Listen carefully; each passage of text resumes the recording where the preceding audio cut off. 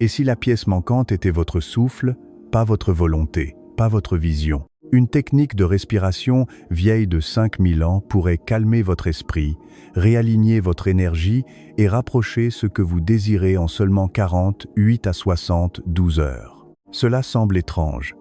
C'est précisément pour cela que vous devriez écouter jusqu'au bout. Peut-être que vous avez déjà tout essayé. La visualisation, les affirmations, les applications de méditation, les audios pour dormir, la loi de l'attraction. Et malgré tous ces efforts, quelque chose reste flou. Les résultats ne sont jamais totalement là. Vous sentez parfois un léger mieux, puis tout retombe. Alors le doute s'installe. Vous commencez à vous demander si le problème vient de vous, si vous faites mal, si vous n'êtes pas capable. Et parfois, vous finissez même par remettre en question tout votre chemin intérieur. Mais si l'échec ne venait pas de vous, et si vous aviez simplement pas encore activé le fondement le plus essentiel, celui qui permet au corps, au mental et au subconscient de travailler dans le même sens, c'est ici que le souffle change tout. Dans de nombreuses traditions anciennes, la respiration n'était pas seulement un outil de détente.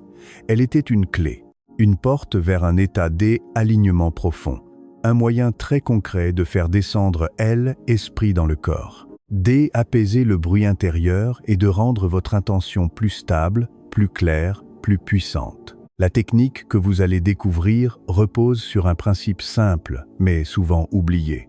Le nombril n'est pas un détail du corps. Il est considéré depuis des millénaires comme un centre vital, un point d'ancrage, une mémoire silencieuse du lien entre la vie et l'énergie et la création. Et lorsque la respiration y revient avec conscience, quelque chose commence à se réordonner. Ce n'est pas une promesse spectaculaire. C'est une expérience à vivre. Une pratique ancienne, précise, subtile, que vous pouvez tester par vous-même. Et dans la suite, vous allez comprendre pourquoi 111 respirations peuvent parfois produire plus de changements que des semaines entières d'efforts dispersés. Voulez-vous que je continue avec la partie 2? Et si la pièce manquante était votre souffle, pas votre volonté, pas votre vision? Une technique de respiration vieille de 5000 ans pourrait calmer votre esprit, réaligner votre énergie et rapprocher ce que vous désirez en seulement 48 à 72 heures. Cela semble étrange. C'est précisément pour cela que vous devriez écouter jusqu'au bout. Peut-être que vous avez déjà tout essayé. La visualisation, les affirmations, les applications de méditation, les audios pour dormir, la loi de l'attraction. Et malgré tous ces efforts, quelque chose reste flou. Les résultats ne sont jamais totalement là. Vous sentez parfois un léger mieux, puis tout retombe. Alors le doute s'installe.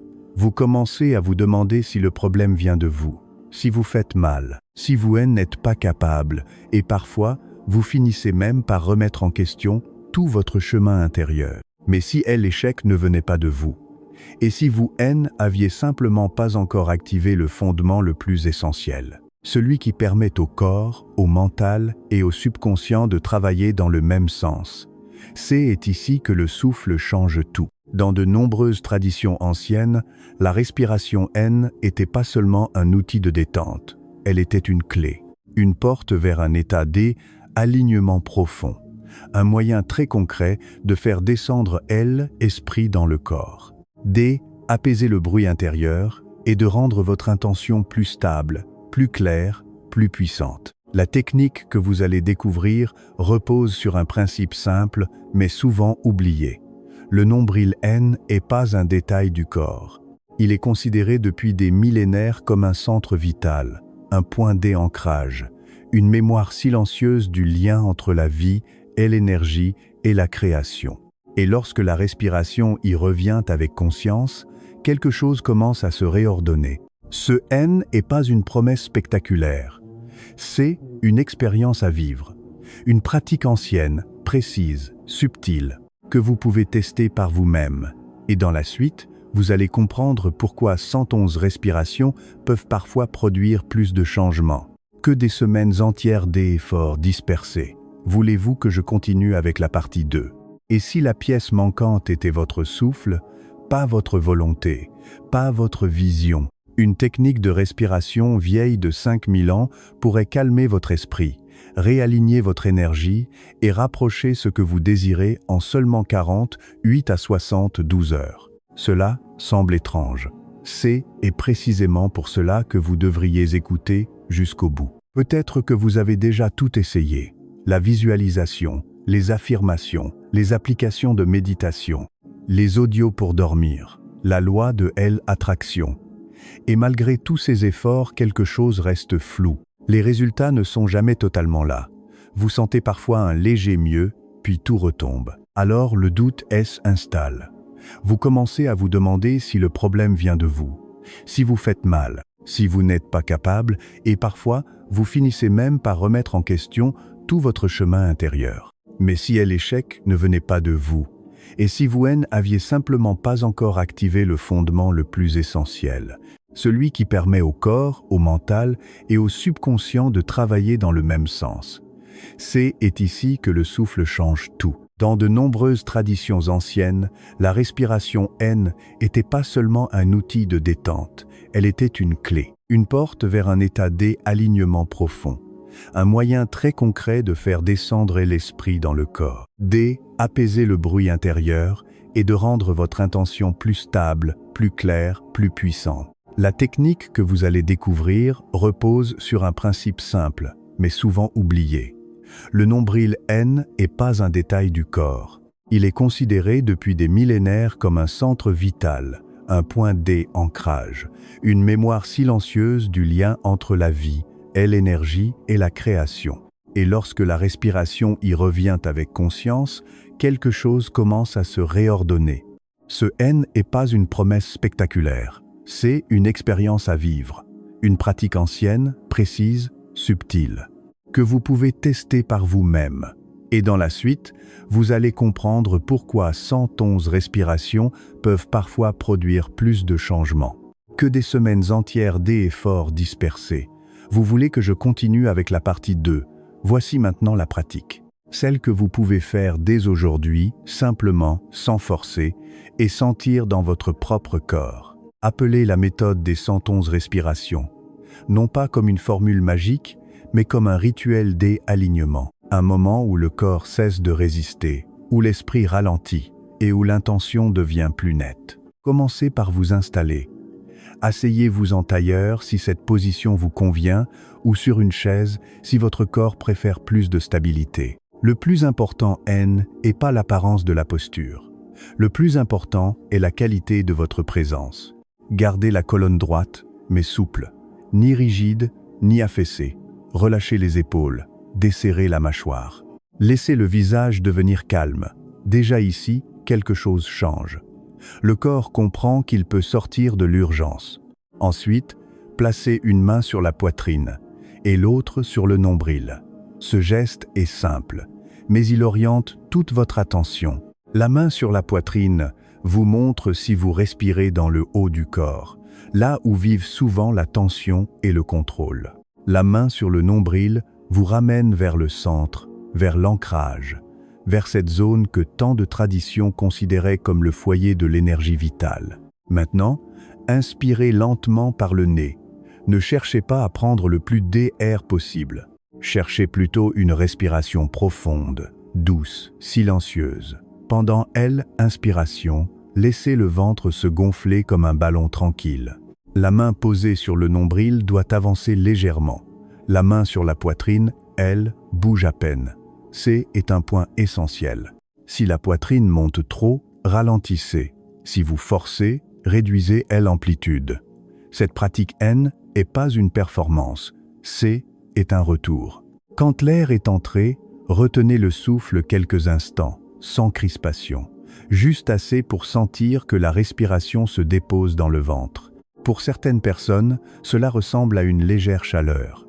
Pour d'autres, à une densité douce, une sensation de calme plus lourd, plus stable. Parfois même, une fine vibration apparaît. Essayez pas de créer ces sensations. Observez seulement ce qui est là, puis expirez lentement par la bouche.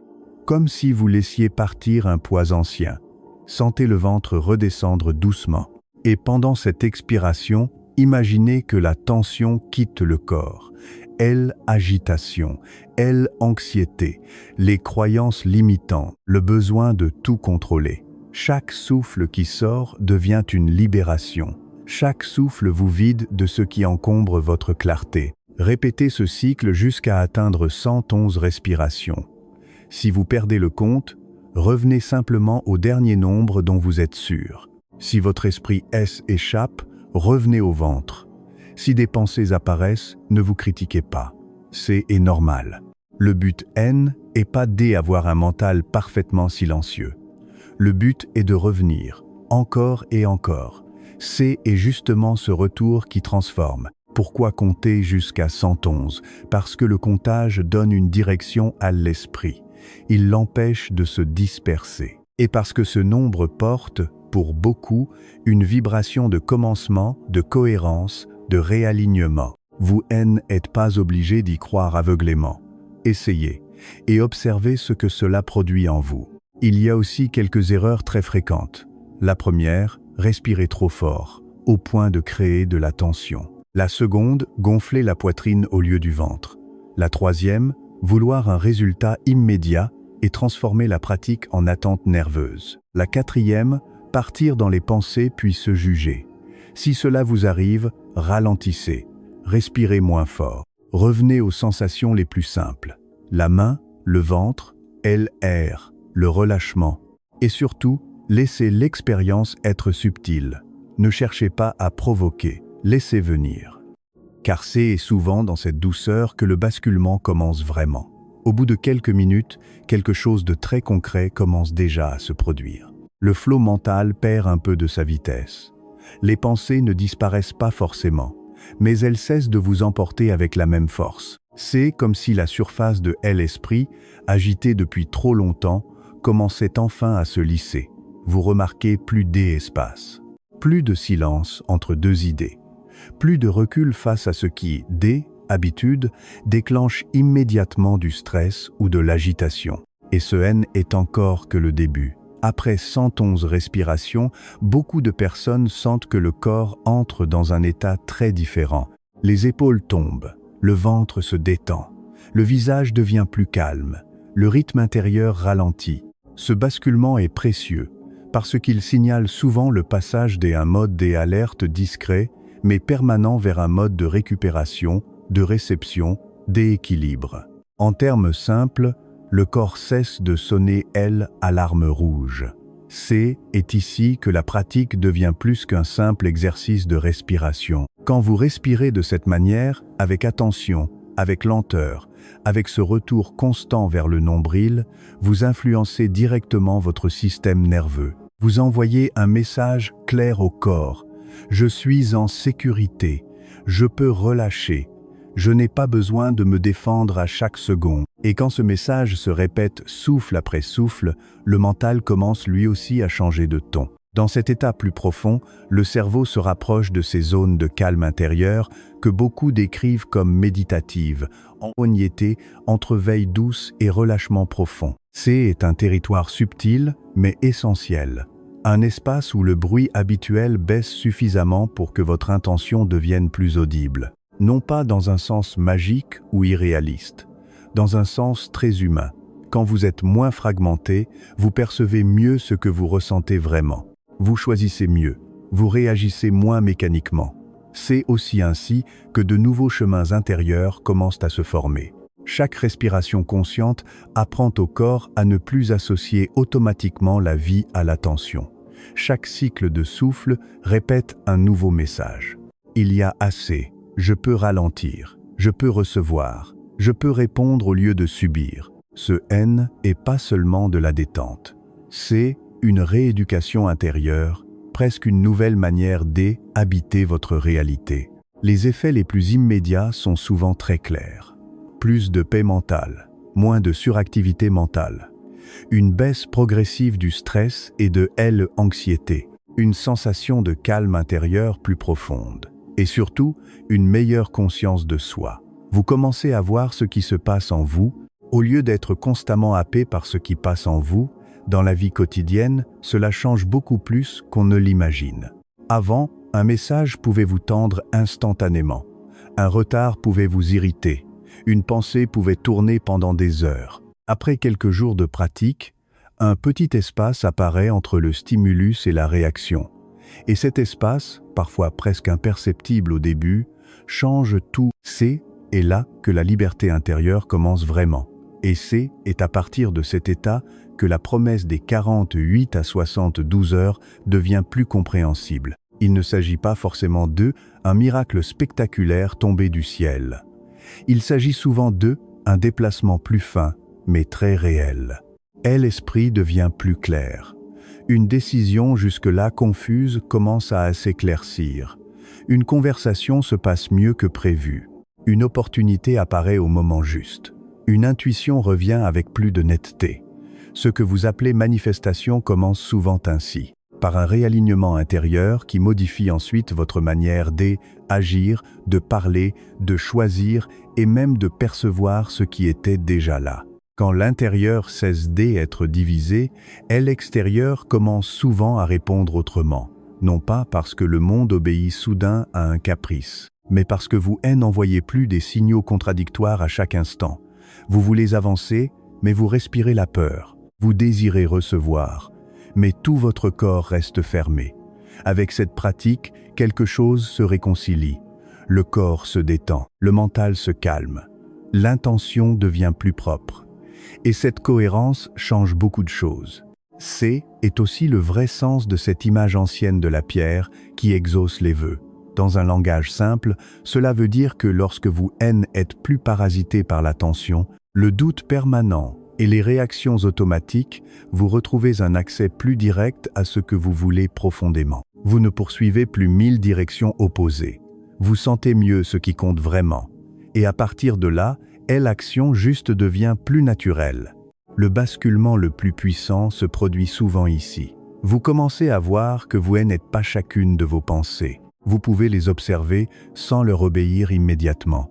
Vous pouvez sentir une peur sans la laisser diriger toute la journée. Vous pouvez remarquer une ancienne croyance sans la confondre avec une vérité. C'est dans cet espace que la manifestation devient possible. Parce que vous êtes plus enfermé dans les mêmes programmes invisibles. Si vous voulez donner une vraie chance à cette méthode, engagez-vous pendant 21 jours. Les 7 premiers jours, vous remarquerez surtout plus de calme, un sommeil parfois plus profond, une sensation de tête plus légère. Entre le 8e et le 14e jour, votre énergie change subtilement, votre présence devient plus posée. Les autres le sentent souvent avant même que vous le formuliez.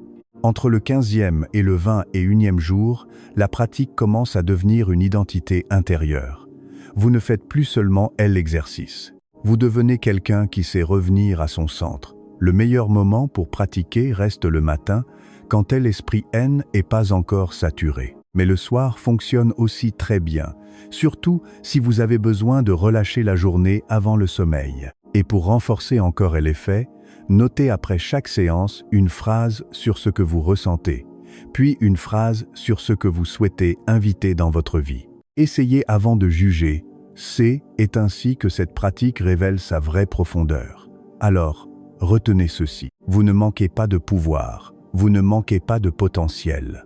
Vous avez peut-être seulement oublié le chemin le plus direct pour revenir à vous-même. Ce chemin passe par le souffle.